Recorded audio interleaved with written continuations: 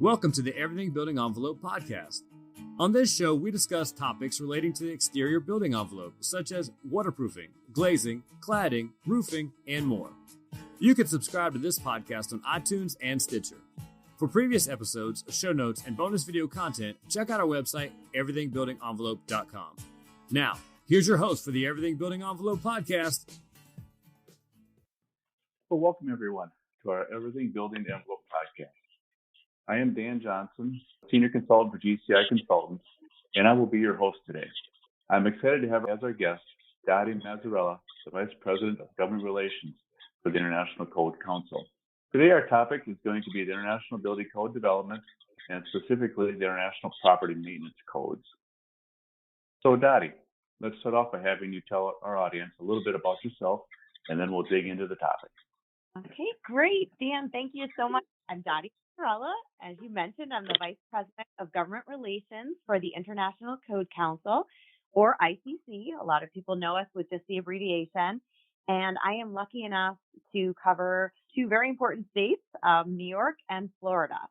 And I just recently moved from New York to Florida. So now I'm going back and forth a little bit, but it's really just, I love my job and I love working with both states.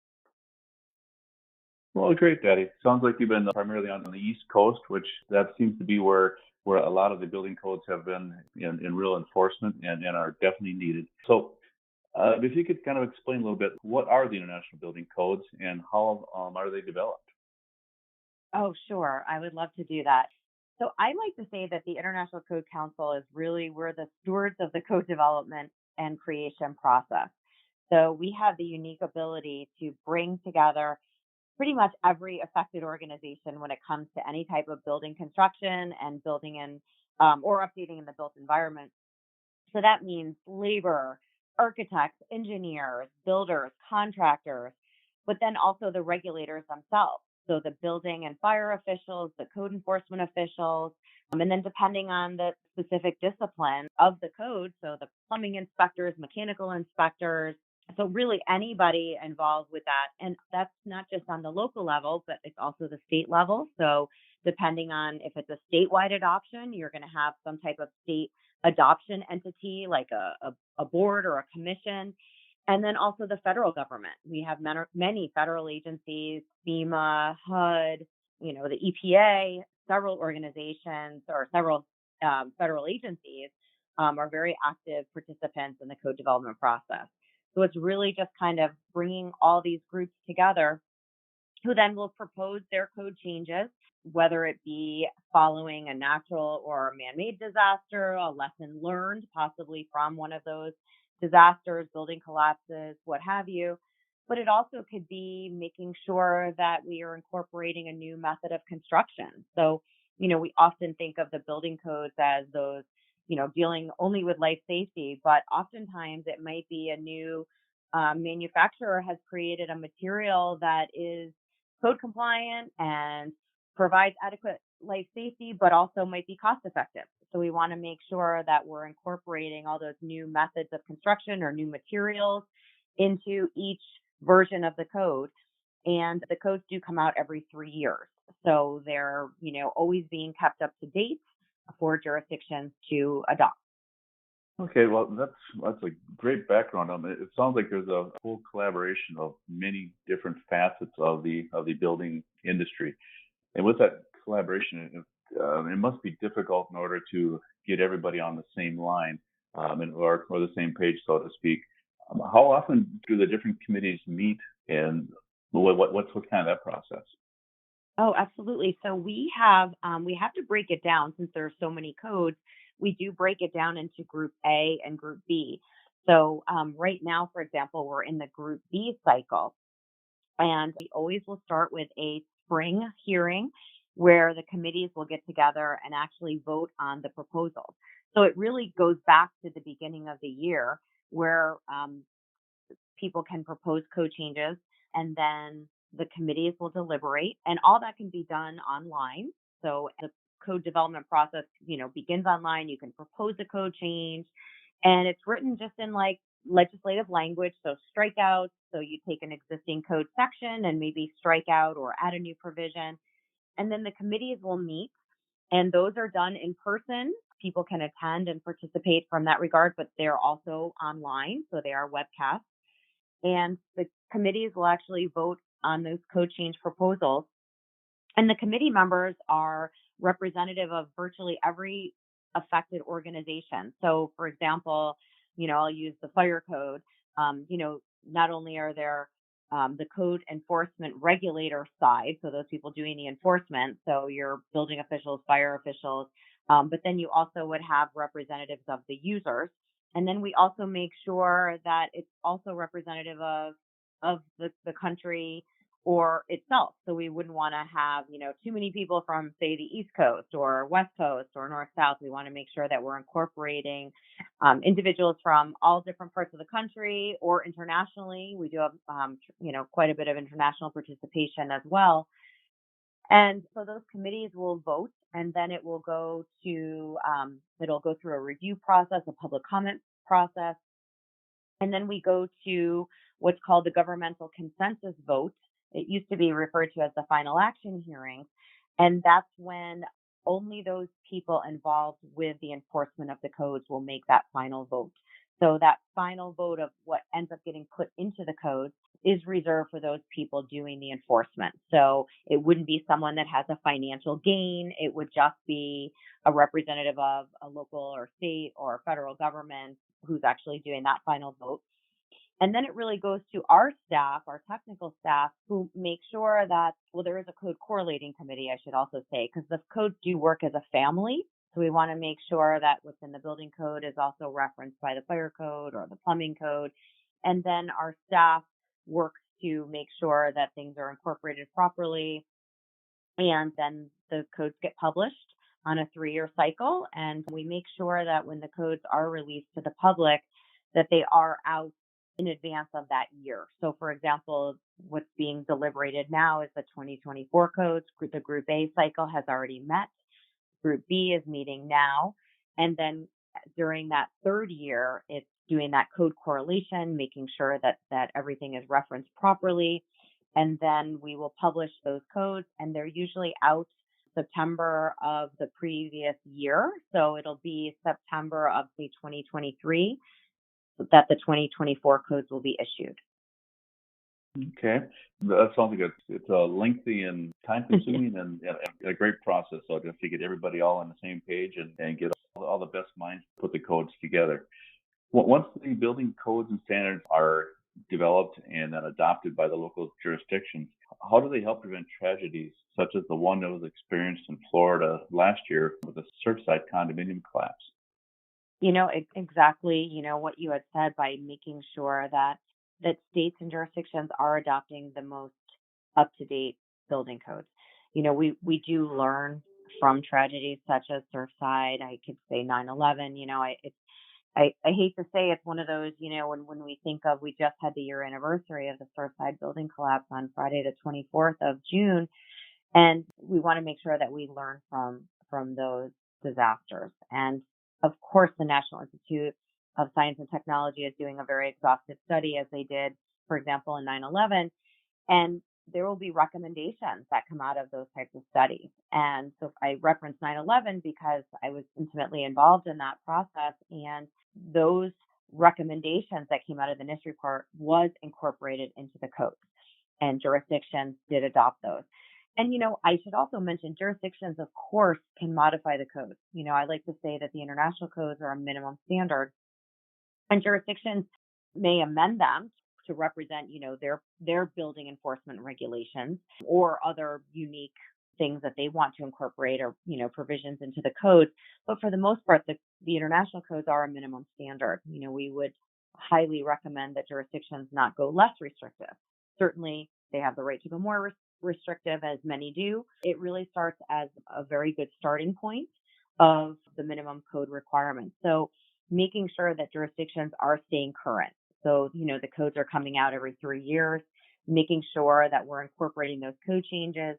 I think the best way to see that the codes are working is, years later when a hurricane does come, and we saw that, from Katrina to, say, Michael, jurisdictions fared better, homes fared better. than they did before. So, and even dating back, if you think about Florida, with Hurricane Andrew, that's when the building codes did get quite strong in Florida. And after more recent hurricanes, homes and commercial construction did perform much better. So we know the codes work. But it's proper maintenance as well. I always like to say the code books are just a book on the shelf. We need to make sure that the enforcement is behind it. So, they're only going to be effective when they're adopted, implemented, and properly enforced and maintained. So that's really important. And then I would even take a step further to say that, are the local building departments, state building departments, um, you know, being staffed adequately? Are they given the resources that they need to do their jobs? Because the last thing we would want is, one individual responsible for a jurisdiction and stretched so thin that they're not able to do their job to the extent it needs to be done. So it is really important. The formula for success is, of course, getting those codes adopted, implementing those codes, but then supporting them by adequate staffing, training, and making sure they do have the resources that they need to do the job properly. It's really, code enforcement is truly a profession, and they have to take local governments, state governments have to take that very serious.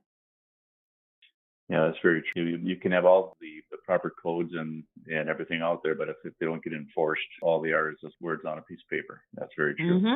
Mm-hmm. With that being said, I know there's some recent legislation signed by Governor DeSantis of Florida for stricter condominium inspections. Can you tell me a little bit about that? Yes, of course. So you'd be paying attention to the age of a building.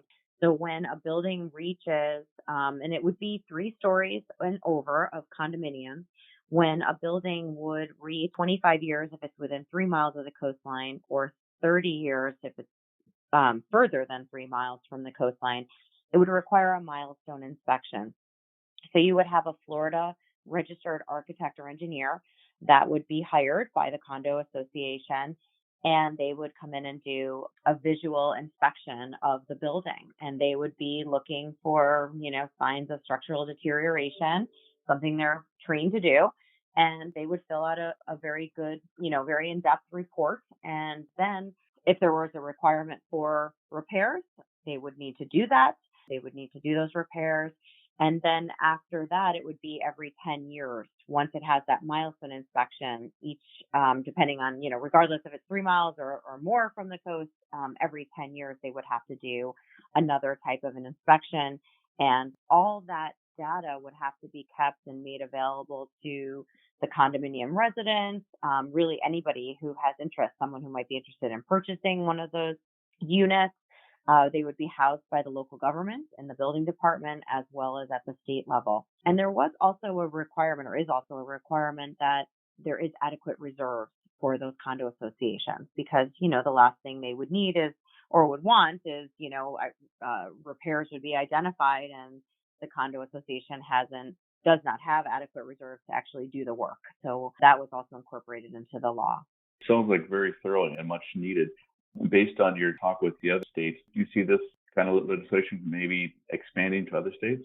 I can tell you a lot of states are watching to see what Florida is doing. We actually took it a step further, and right after Surfside, I should say a couple months later, we convened a panel with the National Institute of Building Science, the building officials of Florida, the Building Owners and Manager Association, BOMA, and kind of put everybody together. There was condo board representation as well, and really just talk to them and to find out, what it was, what they were thinking, what they were feeling, kind of just put the engineers in a room, architects in a room, et cetera. And from that, we created a guide called Ensuring the Safety of Existing Buildings in Florida, Code Standards and Inspections Guide. And we wanted to make sure we had something ready to go in case jurisdictions didn't want to wait, or had maybe pressure by their local government to not wait for this law to, at that point, it was really just having legislation. And we just wanted to make sure several jurisdictions also have a property maintenance code. Some do not. Some are using the international property, of the jurisdictions that have a property maintenance code, the majority are using the international property maintenance code or an earlier version of that. So we're seeing, jurisdictions that are maybe updating that document, their property maintenance code, but or using this guide. Well, we realized, as you mentioned, so many other states are watching, or worried about similar situations. So we're actually even though we created that guide for Florida, it's going to become a more formal guideline that we're going to create so that other jurisdictions can use it, so that it'll just work with the International Property Maintenance Code, the International Existing Building Code, and then local governments around the country or around the world may choose to also utilize some type of document such as that. It's silly to recreate the wheel. If we can create something that is coordinated with the rest of the codes, that would be helpful to other places because people are very interested. We had a webcast, kind of an update after we had put that panel together, and we had over 400 people that called in interested to hear. So I definitely think other states are watching, other countries are watching to see what Florida ends up doing. So yeah, I think you're going to see many follow with what Florida is doing, or even just pieces of that legislation, or maybe beefing up their internal property maintenance code. Okay. You had kind of touched in one in fair detail on the appendix to the International Property Maintenance Code and with the milestone inspections and the maintenance of a building. I guess my question is, do you think it'll become mandatory language in state jurisdictions, or do you think it'll just be recommended language? Well, I can tell you that the Florida Building Commission has just is in the process, I should say, of creating a work group to look at this document a little more closer. And we are in the process of at least updating our draft of the Ensuring the Safety of Existing Buildings in Florida guide to reflect the legislation. So we're going to update that so at least the work group has something more up to date to take a look at. And then I wouldn't be surprised if there is some type of recommendation. Right now, property maintenance, the International Property Maintenance Code is not required statewide in Florida, but several jurisdictions have adopted, either that or pieces of that code. So it will be interesting to see what happens. I will absolutely be following along. Other states that are maybe using the International Property Maintenance Code, it'll be very easy for them to say, you know what, I'm going to take a look at this guide and maybe use it. And we have heard, states that are interested in doing this. And then, as I mentioned, we're going to also convene a guideline committee to, take this document and make it general so that it can be very easily adapted in whichever state or, country would like to use it. You had mentioned earlier that basically the international codes are kind of a suggested minimum standard. Do most jurisdictions keep it status quo as what the ICC recommends, or do they kind of go and make it a little bit more strict? Yeah, it's really different, state to state. Most, very few, I would have to say, would weaken the codes. Most will do something either more restrictive, often amend Chapter 1 because that's the administrative provisions of the codes. And usually they'll have their own enforcement regulations just by their own jurisdiction, their own internal guidelines or regulations. So usually Chapter 1 is modified. Some states might not be able to adopt any type of retroactive provisions without, in the case, for example, of New York, unless there's a financial appropriation attached to that, to eliminate any hardship to local governments. So sometimes it might just be their own enforcement requirements that either, allow them or maybe don't allow them to adopt a various provision. But for the most part, states rarely will go less restrictive. It's usually either, adopt the language and as it is or make it maybe more restrictive. Okay. I'm with a fair amount of the codes in northern states of the United States. Yeah, so it's intriguing to myself just to see how the Southeast are kind of the trendsetters, so to speak. Because that's where the storms happen. Quite often, the more severe storms. So how can jurisdictions in Florida and also other states kind of work with the Code Council to improve the safety of their existing buildings in their communities? I think more than anything, being involved in the code development process. I love when I can see, a packed room deliberating over the hearings. I know, of course, during COVID, we had to do everything online. So it's finally back to having the hearings in person where people will attend. And I love to see the debate. I love that back and forth. I find I learn so much. What's the joke? See how the sausage is made. But it really is. It's wonderful to hear the whys. Sometimes you see the code book and you're reading it, or if you're a building official, you're enforcing it. But it's nice to hear the whys. It's nice to hear, why this provision came into effect. Or maybe even it's a provision that just wasn't very clear and it wasn't being enforced properly because people didn't understand it. So maybe it's just, reworking a few of the definitions or a few of the words to make it, more enforceable.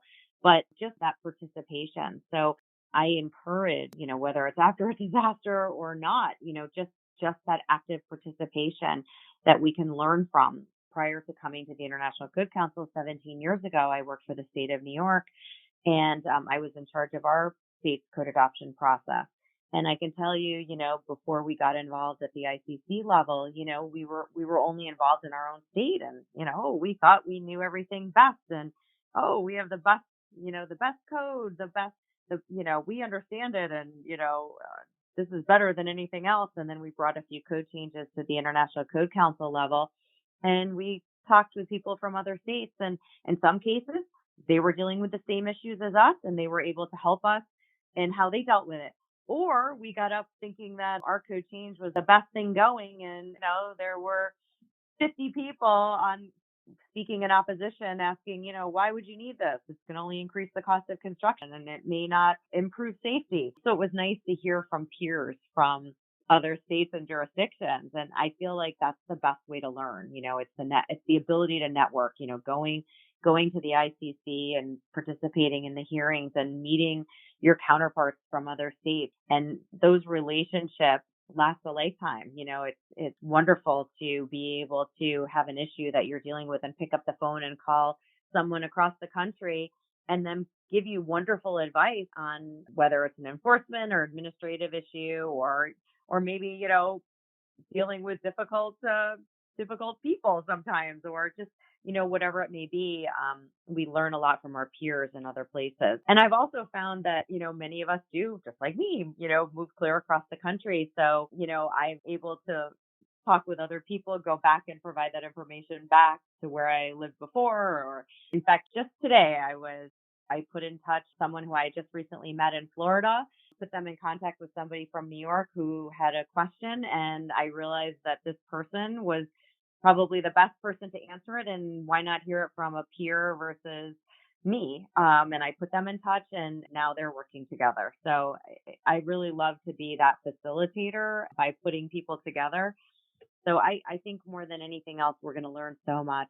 Of course, we're going to hear when this comes back from the report.